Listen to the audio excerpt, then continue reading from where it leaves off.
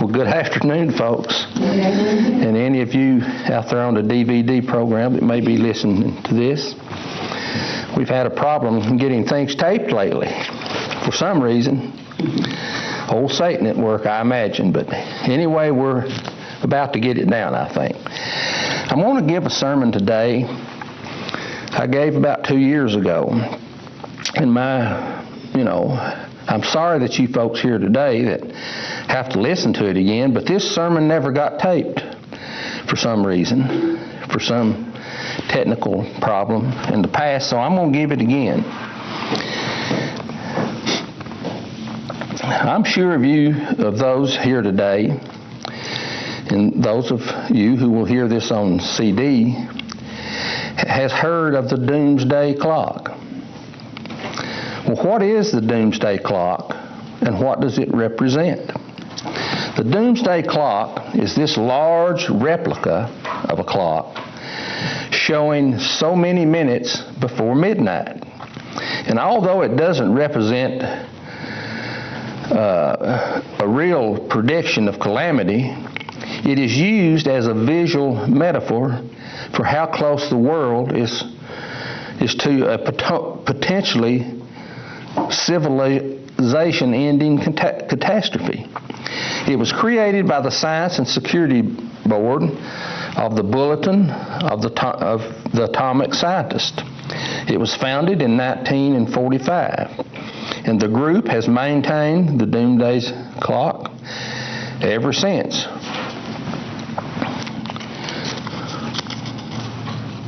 Well, it was founded in 1945. They've maintained this clock since 1947, I'm sorry.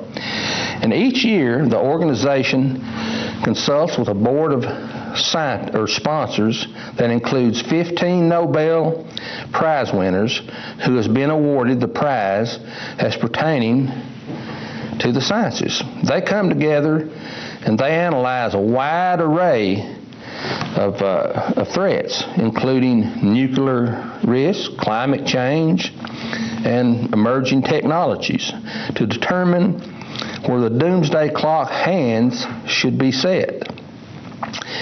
When they unveiled the clock, well, about 2 years ago, and I was going to look this up to see where it was at now, but I didn't.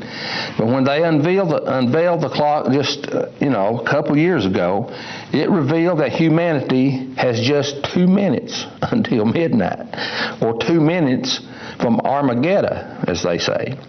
It is unchanged, for the last few years, or it had at that time, and it remains the closest it has ever inched to symbolic doom since 1953, which was in the height of the Cold War. That was a bleak outlook from the Bulletin of the Atomic Scientist that oversees the clock. Again, which is a symbolic timepiece that represents humanity's perceived proximity to a human-caused apocalypse. And, it cites nuclear arms races, threats of cyber attack, and the ongoing climate change. The clock's minute hand has not been moved since, a few years. And the organization announced, saying, "We are living in a, quote, new abnormal in this world." Now, Rachel Bronson, she is president and CEO of the organization, and this is what she said: "There is nothing normal about the complex and frightening reality we are describing today."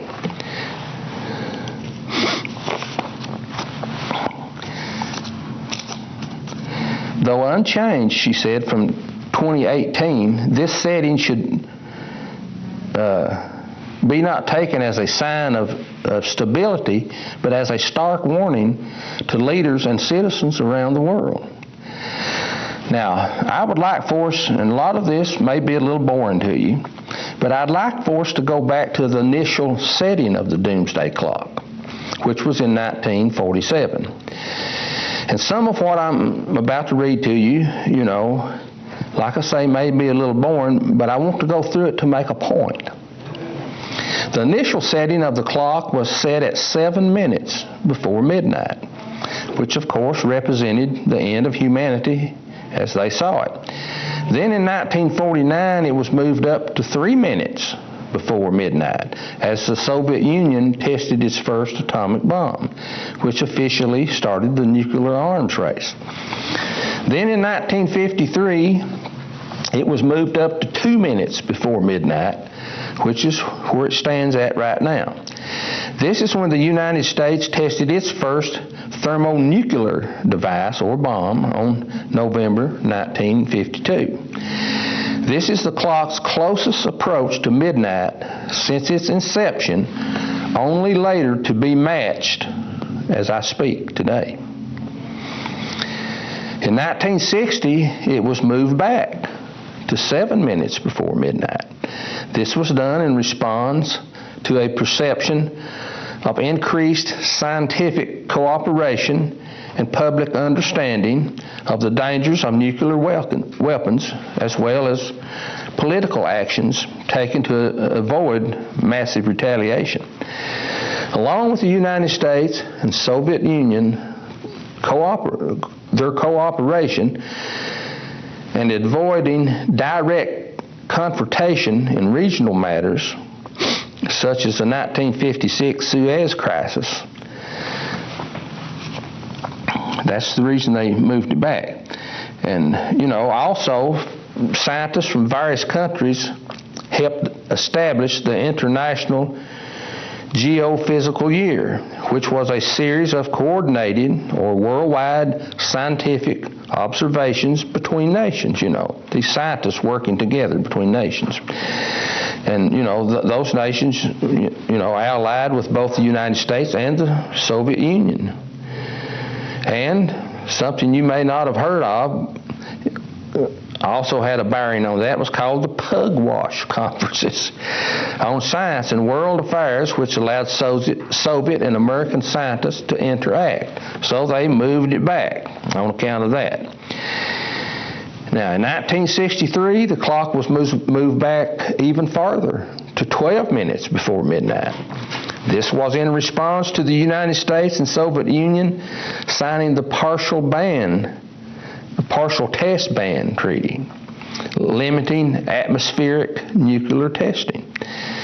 Then in 1968, it was moved back up to 7 minutes as the involvement of the United States in the Vietnam War intensified.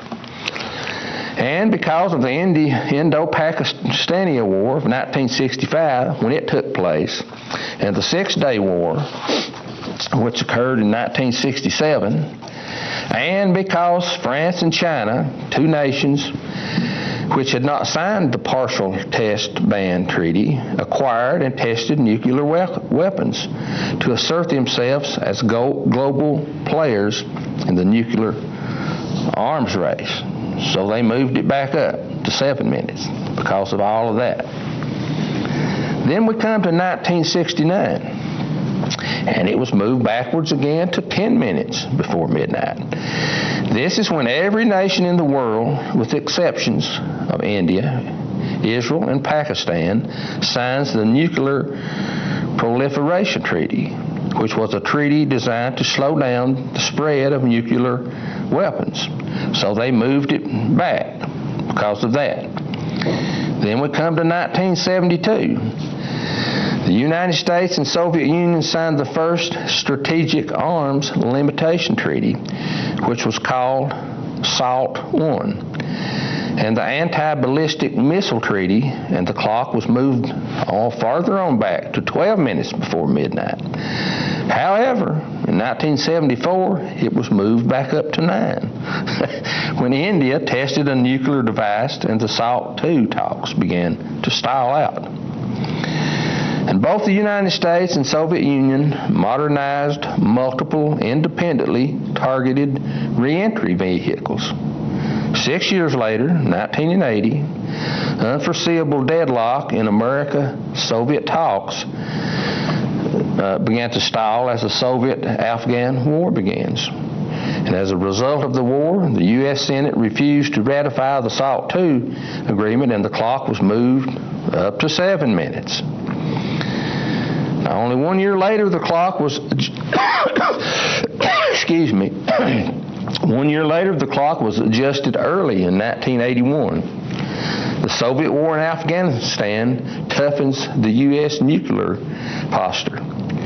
U.S. President Jimmy Carter withdraws the United States from the 1980 Summer Olympic Games in Moscow. The Carter administration considers a way in which the United States could win a nuclear war. Now, Ronald Reagan becomes president of the United States. He scraps further arms reduction talks with the Soviet Union and argues that the only way to end the Cold War is to win it. Therefore, tensions between the United States and the Soviet Union contribute to the danger of nuclear annihilation. The clock was moved up to 4 minutes before midnight. Like I say, this may be a little boring, but I'm going to make a point here. 3 years later, tensions escalated between the United States and the Soviet Union, with the ongoing Soviet-Afghan war intensifying the Cold War. Medium-range ballistic and cruise missiles were developed in Western Europe. Ronald Reagan's push to win the Cold War by intensifying the arms race between the superpowers. The clock was pushed up to 3 minutes before midnight. 4 years later, however, 1988, the clock was moved back to 6 minutes as the United States and the Soviet Union signed the Intermediate Range Nuclear Force Treaty to eliminate intermediate-range nuclear missiles, and their relationships began to improve some. Excuse me.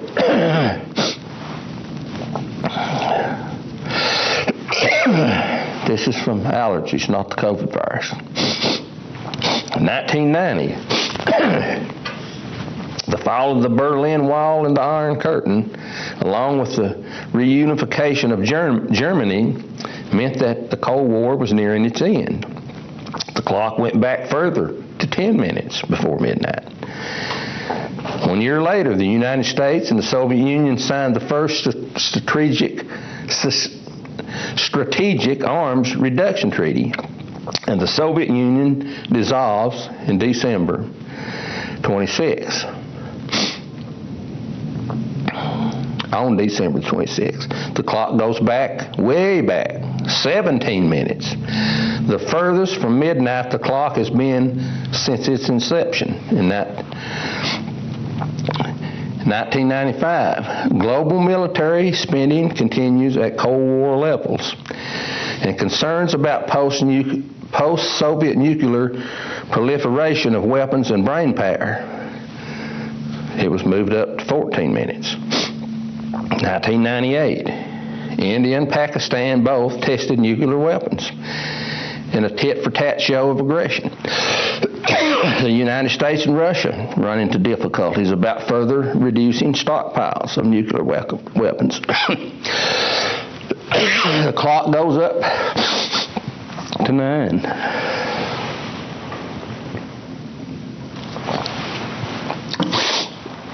And we're getting closer to home here.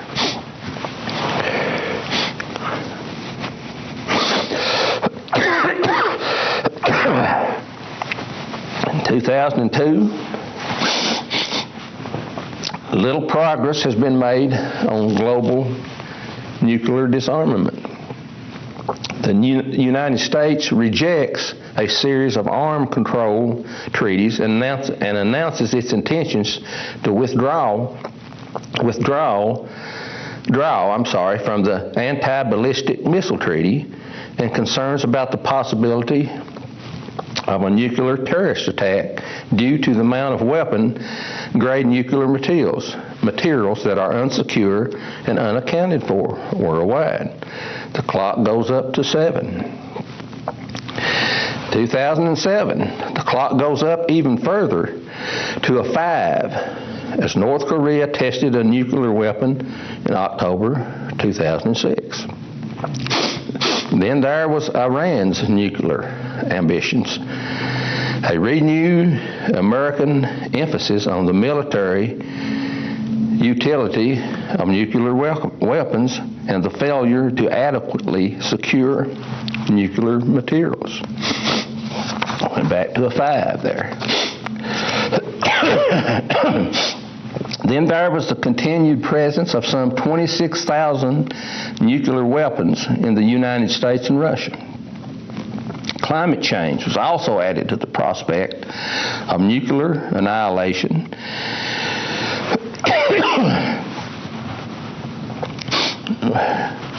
And it was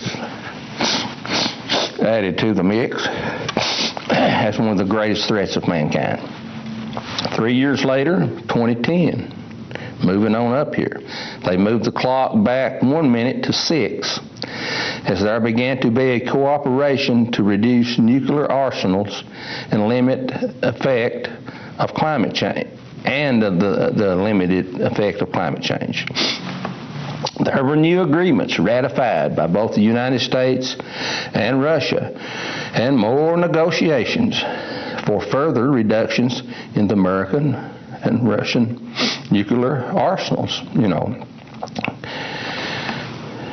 And in 1929, the United Nations Climate Change Conference in Copenhagen resulted in the developing and industrialized countries agreeing to take responsibility for carbon emissions and to limit global temperature rise to 2 degrees centigrade.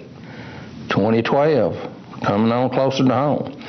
It was moved back up to 5 because of the lack of global political action to address global climate change and weapons stockpiles, and also because of the potential regional nuclear conflict and power safety. 2015, the clock moves up to 3 because of concerns amid continued lack of global political action to address a global climate change and the modernization of nuclear weapons in the United States and Russia, and the problem of nuclear waste. So it's gone back up to 3 there. 2017, United States President Donald Trump comments over nuclear weapons and the threat of a renewed arms race between the United States and Russia, along with the expressed disbelief in the scientific consensus over climate change by the Trump administration. The clock was moved up to 2 1/2. And this is the first time a fraction was used in the time. 2018, of which 2 years ago, people, which we just moved out of, it was moved up to 2 again because of the failure of world leaders to deal with looming threats of nuclear war and climate change. This is the clock's closest approach to midnight.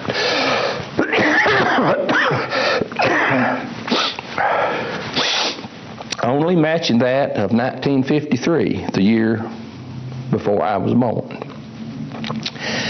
Again, I wanted to go through all these statistics, not to bore you, but to make a point. For in the last 65 or 66 years, we see the threat of mankind going back and forth, don't we? Doing things that mankind doing things that could make the world a better place for himself, or things which could bring total annihilation upon himself. It's just going back and forth.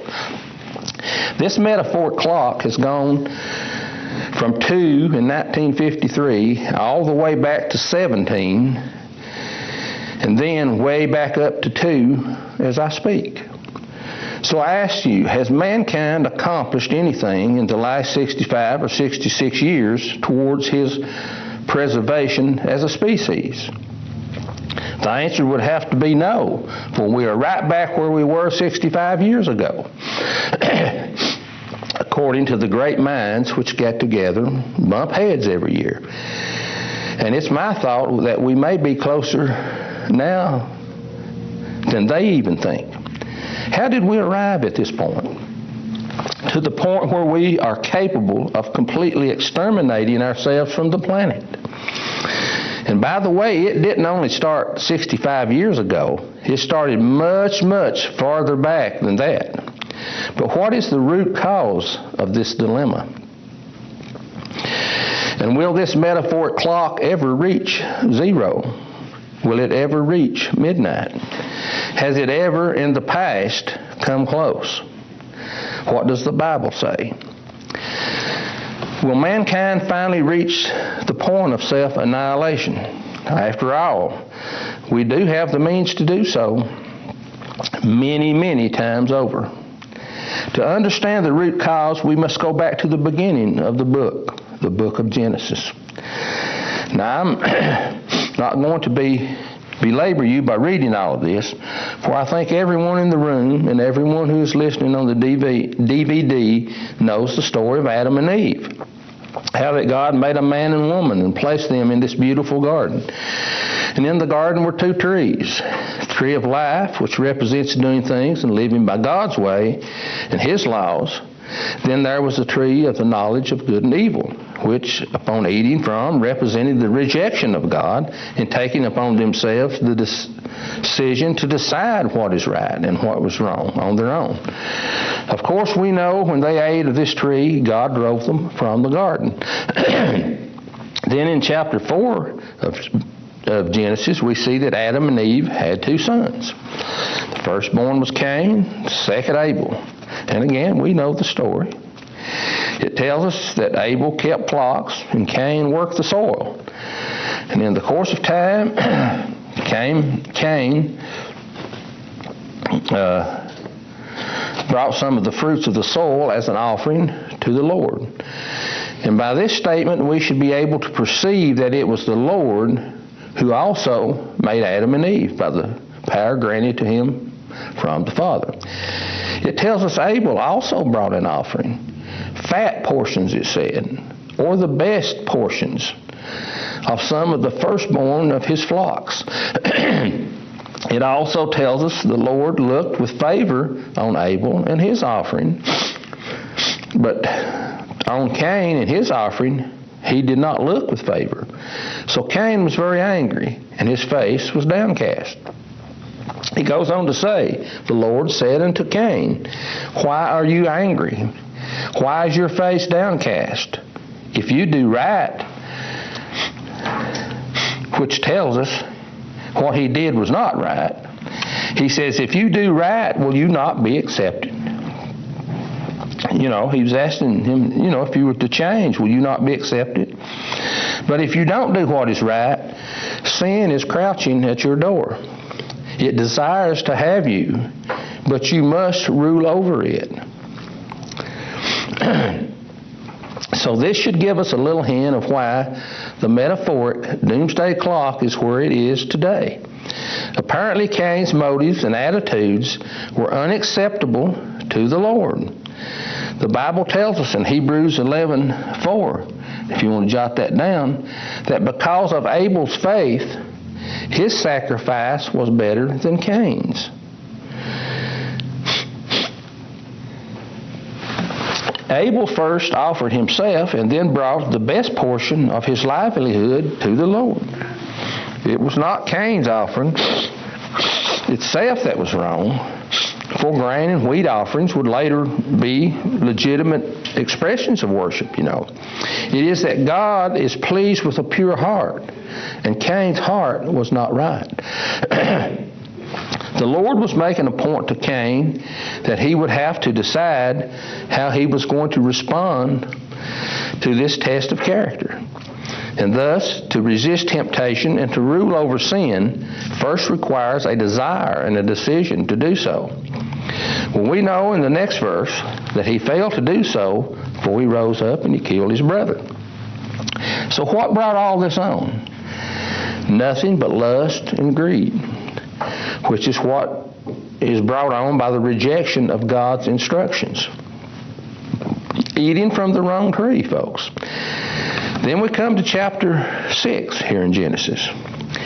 Here it tells us that human beings began to increase in number on the earth, and daughters were born to them. Of course, I would presume they had sons born to them too. But it says that the sons of God saw that the daughters of men, that they were fair or beautiful, and they took them wives of which they chose. Now, some suggest these were supernatural beings, such as angels who married mortal women and had children. However, we read in Matthew 22:30 by the mouth of Jesus himself that in the resurrection we will neither marry nor be given in marriage, for we will be like the angels of God in heaven. The emphasis being angels do not marry. So there must be some other explanation. And we can get a little whiff of what is being discussed here by going to Luke 17:26. Which tells us this: "And as it was in the days of Noah, so shall it also be in the days of the Son of Man," or the return of Christ. Or rather, this is how it's going to be right before Christ's second coming. Verse 27, it says, "They did eat, they drank, they married wives, they were given in marriage until the day that Noah entered into the ark, and the flood came and destroyed them all." Then in verse 28, we see this comparison that he's making. "Likewise also, as it was in the days of Lot. They did eat, they drank, they bought, they sold, they planted, and they built. But the same day that Lot went out of Sodom, it rained fire and brimstone from heaven and destroyed them all." Well, we know what went on in Sodom, don't we? All of the immoral and homosexual marriages that went on. And he makes this comparison to the immoral marriages in the days of Noah. And we certainly know they go on today. But an immoral marriage doesn't always have to exist among the homosexual community. They can also be immoral marriages between men and women as well. And this is the emphasis he is making, that these marriages between these so-called sons of God and the daughters of men were immoral marriages. And there is another explanation of which I tend to lean towards. The phrase sons of God is used many times throughout the Bible when referring to those mortal men who follow God. Therefore, some biblical scholars say that this refers to godly men who were descendants of righteous Seth, who married sinful women who descended from Cain, thus creating an immoral marriage. And I can personally relate to that. For if you are married to someone who doesn't understand the truth of God and His Word, then you cannot truly be compatible. I have lived through that.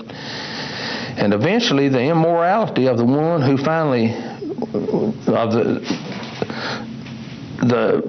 the immorality of the one will finally rub off on the one who's trying to do right if they stay together long enough. As I said, I've lived through that. Now, it may seem that I've digressed somewhat, but this, folks, these incompatible marriages, along with the homosexual marriages, deciding for ourselves what is right and wrong, is one reason the clock is so close to midnight. That's one of the reasons. Then in verse 3 of Genesis 6, the Lord says this. He says, "My spirit will not contend with humans forever, for they are mortal. Their days will be 120 years. The word contend here means to debate. God says, I'm not going to debate with mortal human beings forever. Well, did the Lord debate with those people? I don't know about all of them, but He debated with some of them through Noah. For the Bible tells us Noah was a preacher of righteousness.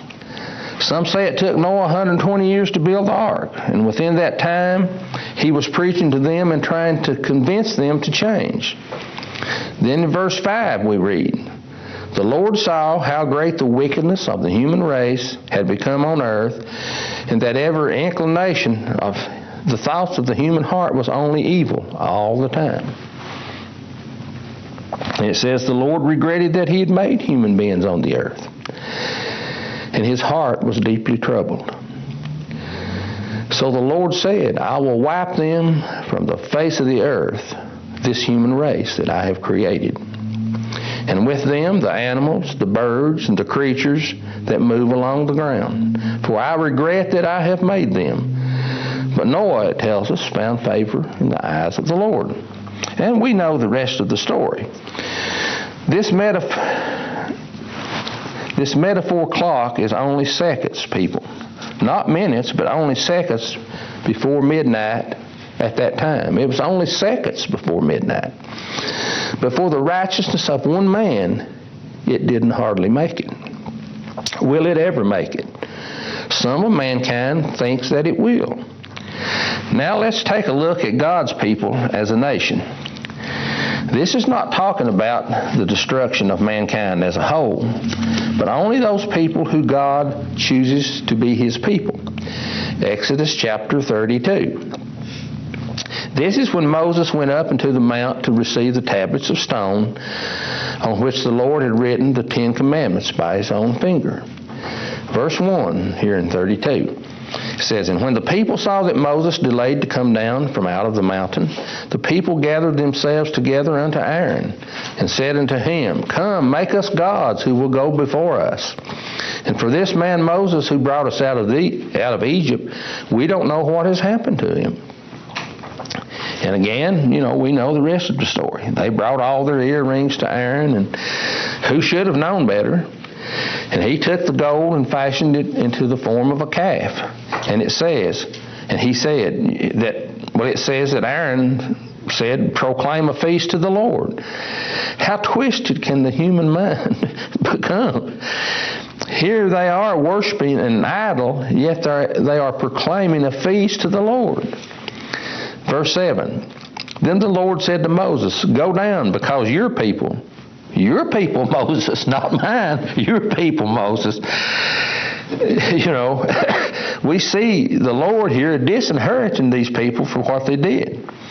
He's giving them back to Moses. That's what he was doing. He says, Your people whom you brought up out of the land of Egypt have become corrupt. They have been quick to turn away from what I commanded them, and have made themselves an idol cast in the shape of a calf. Moses had been in the mountain for about 6 weeks, and they had already given up on him from ever coming back. And we have to ask ourselves why. Well, one of the reasons is the Israelites had lived in Egypt for generations. And they were surrounded by the visible gods of Egypt. And because Moses represented God to the Israelites, they felt far from God when they could not see him. So while he was in the mountain, they created a substitute they could see, a calf in the style of the Egyptians' gods. But regardless of the reason they did it, it was wrong in the eyes of God, or the Lord. For they had already been told they were to have no other gods before him. He'd already told them that. In verse 9, the Lord said, I have seen these people, and they are a stiff-necked people. Now, leave me alone, so that my anger may burn hot against them, and that I may destroy them. And I will make of you, Moses, a great nation. But it tells us Moses sought the favor of the Lord his God. Lord, he said, why should your anger burn hot against your people, whom you brought out of Egypt with great power and a mighty hand? Why should the Egyptians say it was with an evil intent that he brought them out, to kill them in the mountain and to wipe them off from the face of the earth? Turn your face from anger, relent, and do not bring disaster upon your people. Remember your servants, Abraham, Isaac, and Israel, to whom you swore by your own self, I will make your descendants as numerous as the stars of the sky. And I will give your descendants all the land I promised them, and it will be their inheritance forever. Then it tells us the Lord relented and did not bring on his people the disaster he had threatened. Was God serious in threatening to destroy his chosen people here?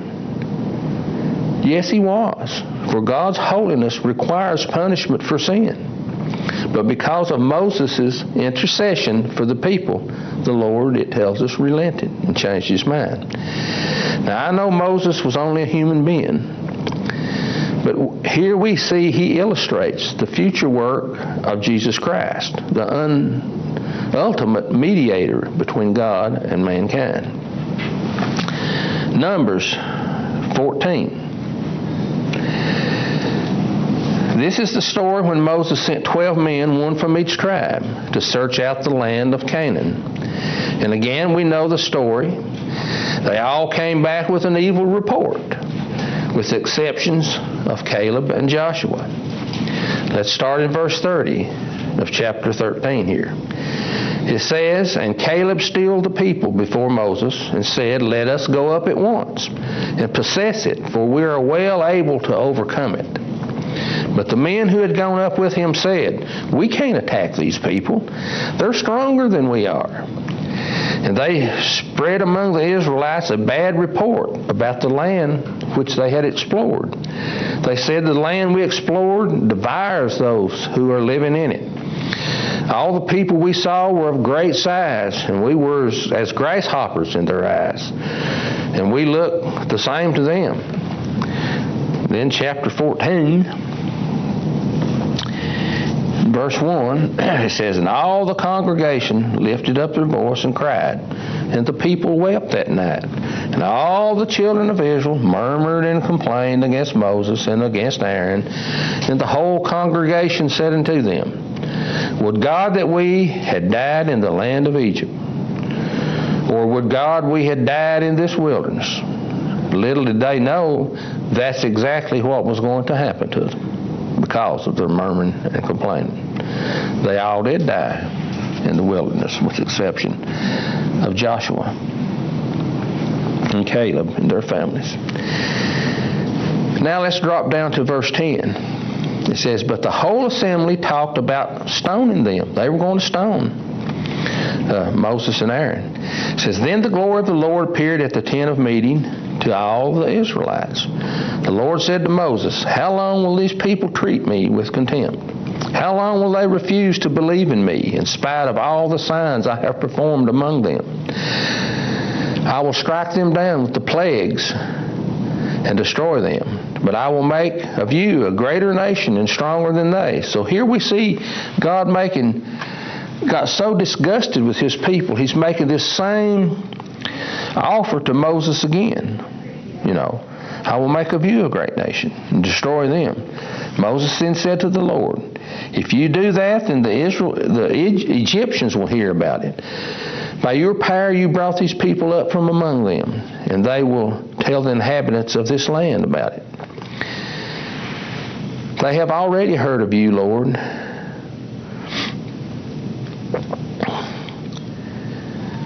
With these people, and that you, Lord, have been seen face to face, that your cloud stays over them, and that you go before them in a pillar of cloud by day and a pillar of fire by night.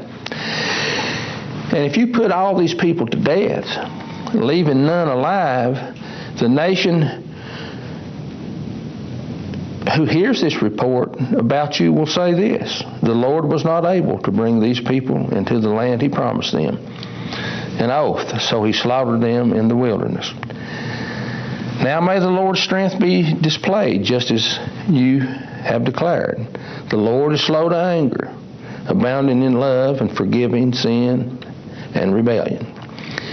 Yet he does not leave the guilty unpunished." Verse 19. "In accordance with your great love, forgive the sin of these people, just as you have pardoned them from the time they left Egypt until now." The Lord replied, "I have forgiven them as you have asked. Nevertheless, as surely as I live, and as sure as the glory of the Lord fills the whole earth, not one of them who saw my glory and the signs I performed in Egypt and in the wilderness, but who disobeyed me and tested me 10 times, not one of them will see the land I promised an oath to their ancestors. No one who has treated me with contempt will ever see it." So here again, a second time, that clock almost reached zero for the nation of Israel people. Not the whole world, but for God's chosen people. He almost wiped them out twice. And if that had happened, do you realize where that would have left us? None of us, none of you out there, would probably be sitting here today or having a chance to enter the spiritual promised land.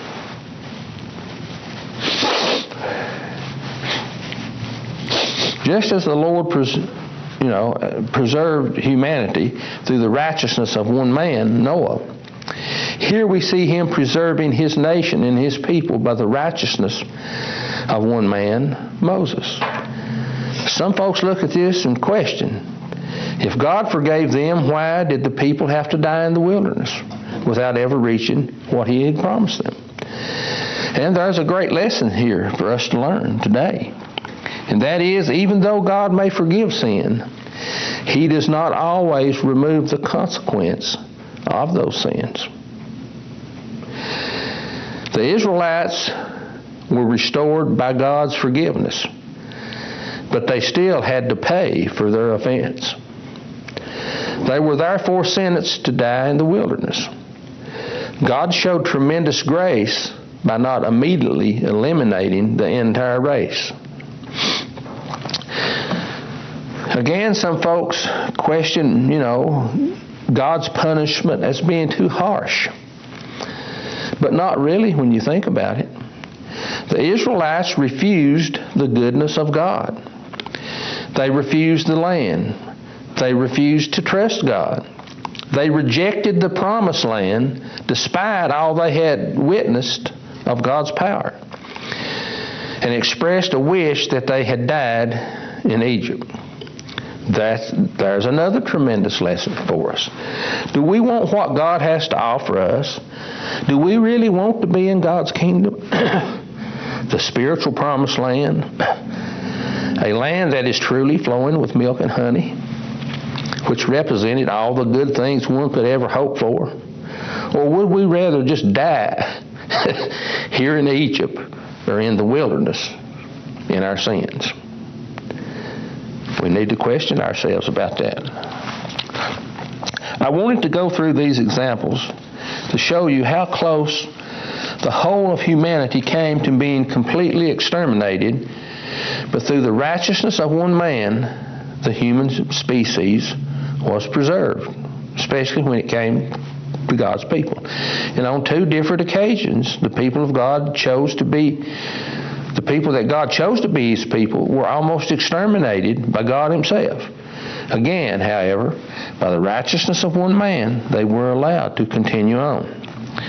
Now, these group of scientists say that we are almost to the point of extermination once again. Not just God's people, but the whole entire world, And this time, we don't have to depend on the Lord to do it for us. We have the means to do it ourselves. But will the hand ever reach midnight? Will it ever get there? And if not, why? Let's now go to some very familiar scripture to most people.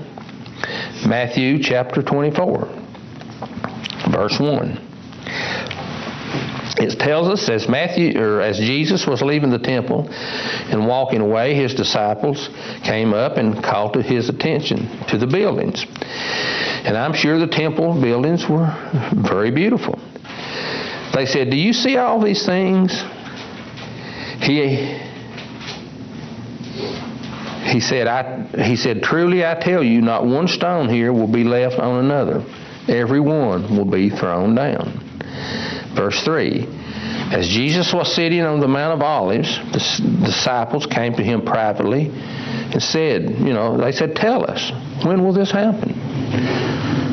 What will be the sign of your coming and the end of this age?" So Jesus told them some things, and it is these things which are the reasons for the hand to be so close to midnight as of now. First thing He told them was to be careful and let no one deceive them. "Many will come in my name," He said, "claiming I am the Messiah, and will deceive many."